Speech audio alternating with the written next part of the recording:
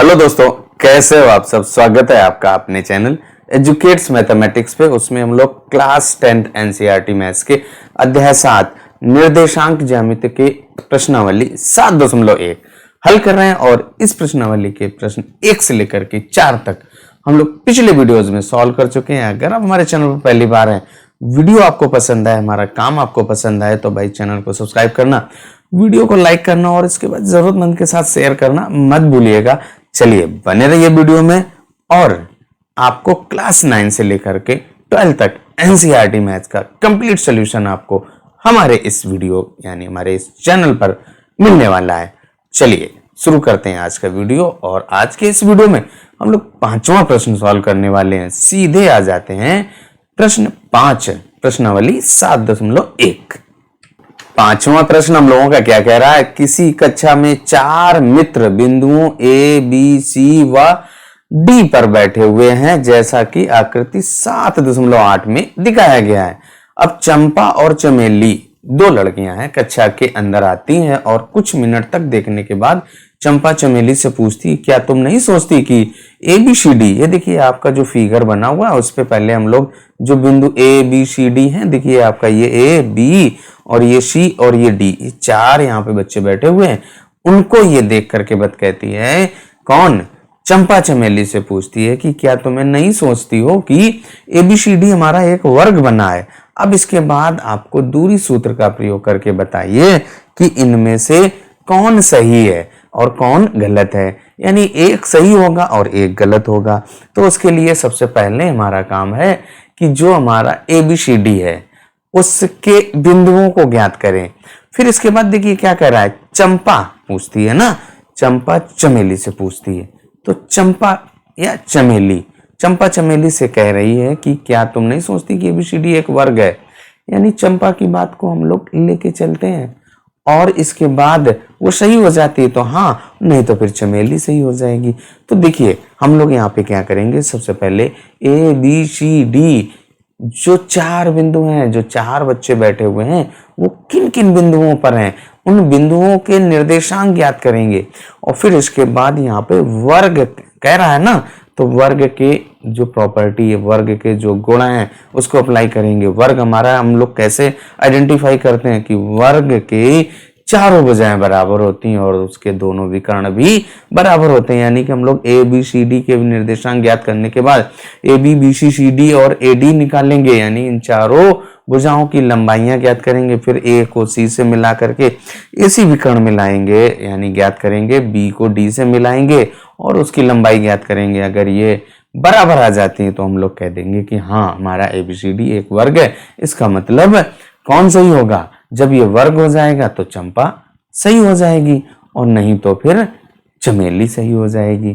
तो सबसे पहले जो हमारा बिंदु ए है, बिंदु ए के निर्देशांक आप देखिए यहाँ पर जो हमारा ये कॉलम लिखा हुआ है, ये आपका एक्स अक्ष हो गया और ये वाला हम लोगों का वाई अक्ष हो गया।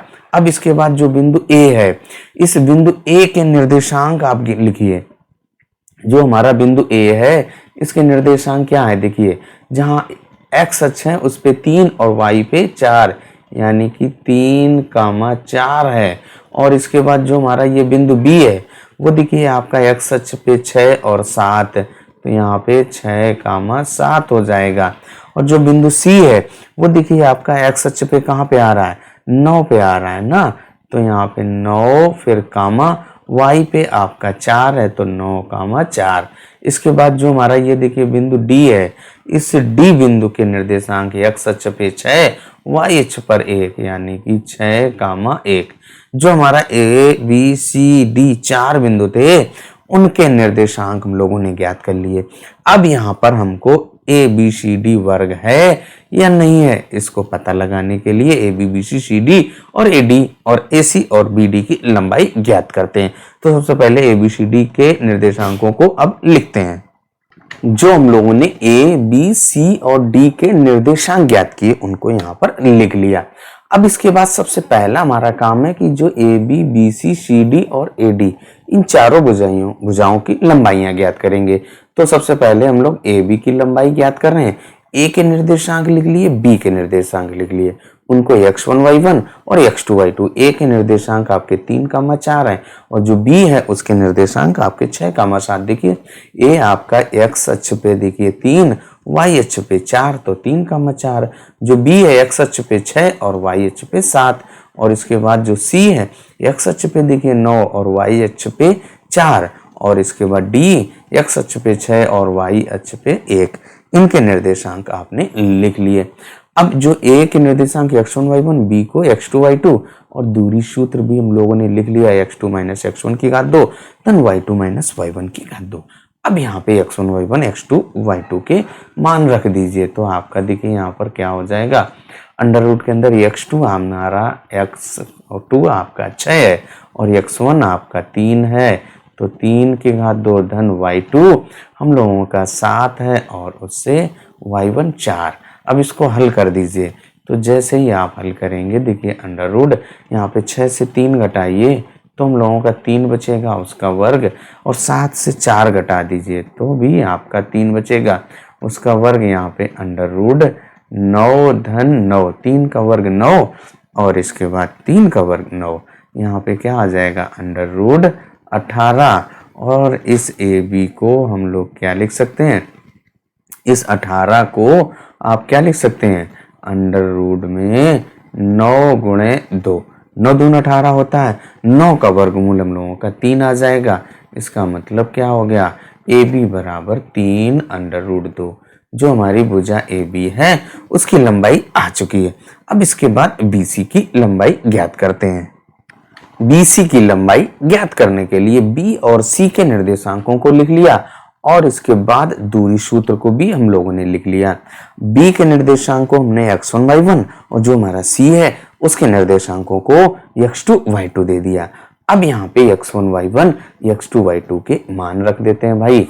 तो देखिए आप मान रख दीजिए। यहाँ पे देखिए सबसे पहले x2 कितना है आपका 9 और माइनस x1 हम लोगों का 6 है और उसकी घात 2 धन y2 देखिए आपका 4 है और फिर माइनस y1 हम लोगों का 7 है।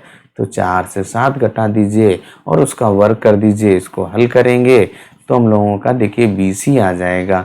अंडर रूट यहाँ पे 9 से 6 घटाने पर 3 आएगा और उसका वर्ग धन यहाँ पे 4 से 7 घटाने पर आपका माइनस का 3 और उसका वर्ग। इसको आप हल करिए तो 3 का वर्ग आपका 9 और फिर 3 का वर्ग 9 माइनस 3 है उसका वर्ग आपका धनात्मक होता है तो इसलिए धन का 9। अब यहाँ पे हम लोगों का BC बराबर अंडर रूट 18 आ गया और इस 18 को हम लोग लिख सकते हैं 9 दूनी 18 और 9 का वर्गमूल आपका 3 होता है और अंडर रूट 2 वैसा ही रहेगा। इसका मतलब आपका जो BC है वो 3 अंडर रूट 2 आ गया। AB भी हम लोगों का 3 अंडर रूट 2 आया था और BC भी 3 अंडर रूट 2 आया। इसका मतलब ये वर्ग की ओर कुछ बढ़ रहा है। अब हम लोग क्या करेंगे, जो तीसरी भुजा CD है इसकी लंबाई ज्ञात करेंगे। तो C के निर्देशांकों को लिखते हैं और D के निर्देशांकों को लिखते हैं और दूरी सूत्र नोट करते हैं। C के निर्देशांकों को D के निर्देशांकों को नोट कर दिया। C के निर्देशांकों को x1 y1 और जो हमारा D बिंदु है उसके निर्देशांकों को x2 y2 दे दिया। दूरी सूत्र भी हम लोगों ने लिख दिया। अब यहाँ पे हम लोग क्या करेंगे, x1 y1 और x2 y2 के मान रखते हैं। x2 हम लोगों का 6 और माइनस x1 9 है तो माइनस का 9 की घात 2 धन y2 आपका देखिए 1 और y1 हम लोगों का क्या है भाई, y1 देखिए 4 है तो 4 और उसका वर्ग। अब इसके बाद हम लोग इसको हल कर देंगे और हल करके CD की लंबाई ज्ञात कर लेंगे। तो देखिए 6 से 9 घटेगा तो आपका माइनस का 3 बचेगा और उसका वर्ग। ऐसे ही आप 1 से 4 घटाएंगे तब भी आपका माइनस का 3 बचेगा।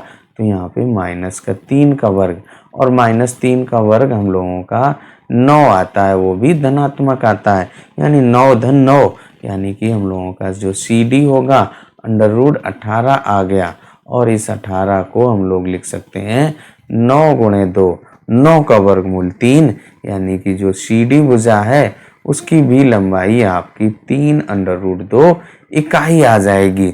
अब आप इसके बाद जो चौथी भुजा AD है उसकी लंबाई ज्ञात करेंगे। AD की लंबाई ज्ञात करने के लिए हम लोगों ने A और D के निर्देशांकों को भी लिख लिया। ए के निर्देशांक आपके 3,4 है और जो हमारा डी है उसके निर्देशांक 6,1 है। ए के निर्देशांक को x1 y1 और जो हमारा डी है उसके निर्देशांक हमने x2 y2 दे दिए। दूरी सूत्र लिख दिया x2 माइनस x1 की घात 2 धन y2 माइनस y1 की घात 2। अब यहाँ पर हम लोगों को x1 y1 और x2 y2 के मान रख देना है। देखिए x2 हम लोगों का 6 है और माइनस x1 3 है, उसका वर्ग कर दीजिए धन y2 1 और y1 आपका 4 है तो 1 से 4 घटा दीजिए और उसका वर्ग कर दीजिए। अब इसके बाद यहाँ पर हम लोगों का क्या आ जाएगा, अंडर रूट में 6 से 3 घटाएंगे तो हम लोगों का 3 बचेगा, तो यहाँ पे 3 का वर्ग लिख दीजिए और फिर इसके बाद धन यहाँ पे 1 से 4 घटाएंगे वो आपका माइनस का 3 बचेगा और उसका वर्ग। जब हम लोग इसको हल करेंगे देखिए 3 का वर्ग कितना होगा 9 और फिर धन यहाँ पे -3 है उसका भी तो वर्ग आपका धन का 9 होता है तो यहाँ पे 9 में 9 जोड़ दीजिए तो 18। इसका मतलब जो हमारी चौथी भुजा है वो भी अंडर रूट 18 आई है, यानी कि 18 को हम लोग लिख सकते हैं 9 दूनी 18। 9 का वर्गमूल 3 यानी कि AD बराबर आपका 3 अंडर रूट 2। अब आपकी AD भी आ गई। यहाँ पे हम लोगों की जो AB BC CD और AD इन चारों भुजाओं की देखिए आपकी जो लंबाई है वो सेम आ रही है। BC भी हम लोगों का 3 अंडर रूट 2 और जब AB निकालना था वो भी 3 अंडर रूट 2। अब इसके बाद हम लोग क्या करें, इनके दोनों विकर्ण भी ज्ञात कर लें। AC की लंबाई ज्ञात करें और फिर BD की लंबाई ज्ञात करें। तो यहाँ पे सबसे पहले AC की लंबाई ज्ञात करते हैं। विकर्ण AC की लंबाई ज्ञात करने के लिए हम लोगों ने A और C के निर्देशांकों को लिख लिया।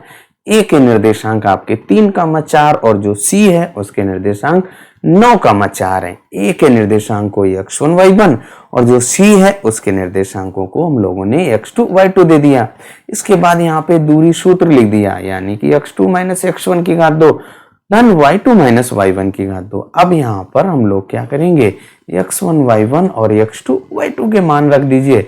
x2 देखिए हम लोगों का 9 है और माइनस x1 देखिए आपका 3 है उसका वर्ग और फिर धन y2 आपका 4 है और माइनस y1 भी 4 है तो उसका वर्ग। इसको आप हल कर दीजिए तो यहाँ पे देखिए आपका अंडर रूट 9 से 3 घटाने पर तो हम लोगों का 6 आएगा और उसका वर्ग और फिर यहाँ पे 4 से 4 घटाइए तो आपका 0 बचता है, 0 का वर्ग। अब यहाँ पे देखिए क्या बचेगा, अंडर रूट 6 का वर्ग 36 और धन 0। यहाँ पे आपका जो AC है वो आ जाएगा अंडर रूट 36 यानी कि AC बराबर आपका 6 आ गया। जो हमारी AC विकर्ण है उसकी लंबाई 6 इकाई आ गई। अब इसके बाद जो हमारा दूसरा विकर्ण BD है उसकी लंबाई ज्ञात करते हैं। दूसरा विकर्ण BD की लंबाई ज्ञात करने के लिए हम लोगों ने B और D के निर्देशांकों को लिख दिया। B के निर्देशांक आपके 6,7 और हमारा D है उसके निर्देशांक 6,1 हैं। अब B के निर्देशांकों को x1 y1 और जो D है उसके निर्देशांकों को x2 y2 दे दिया। दूरी सूत्र लिख दिया, BD की लंबाई आ जाएगी। अब यहाँ पे x1 y1 x2 y2 के मान रख दीजिए। x2 हम लोगों का देखिए 6 और माइनस x1 भी आपका 6 और इसके बाद y2 आपका 1 और माइनस y1 वो आपका 7 है और उसका वर्ग। इसको आप हल करिए तो यहाँ पे देखिए आपका 6 से 6 घटाने पर 0 आएगा, 0 का वर्ग 0 और 1 से 7 घटाएंगे तो आपका माइनस का 6 और उसका वर्ग। यहाँ पर आपका क्या हो जाएगा, 0 धन माइनस 6 का वर्ग आपका धनात्मक 36 आएगा यानी कि BD बराबर अंडर रूट 36 और 36 का वर्गमूल हम लोग आसानी से ज्ञात कर सकते हैं, ये आपका 6 आ जाएगा। जो हम लोगों का विकर्ण BD आया वो आपका 6 इकाई आया और यहाँ पर विकर्ण AC भी 6 इकाई। चारों भुजाएं बराबर हैं, दोनों विकर्ण बराबर हैं, इसका मतलब ABCD एक वर्ग है। AB बराबर BC बराबर CD बराबर AD बराबर 3 अंडर रूट 2 तथा AC बराबर BD बराबर 6 यानी कि ये आपके बराबर हो गए। तो हम लोगों का ABCD एक वर्ग हो गया। और वर्ग कौन कह रहा था, वो भाई आपका चंपा कह रही थी ना। देखिए हम लोग प्रश्न पे आ जाते हैं कि चंपा चमेली से पूछती क्या तुम नहीं सोचती कि ABCD एक वर्ग है, इसका मतलब चंपा सही है। तो हम लोग लिख देते हैं कि चंपा सही है।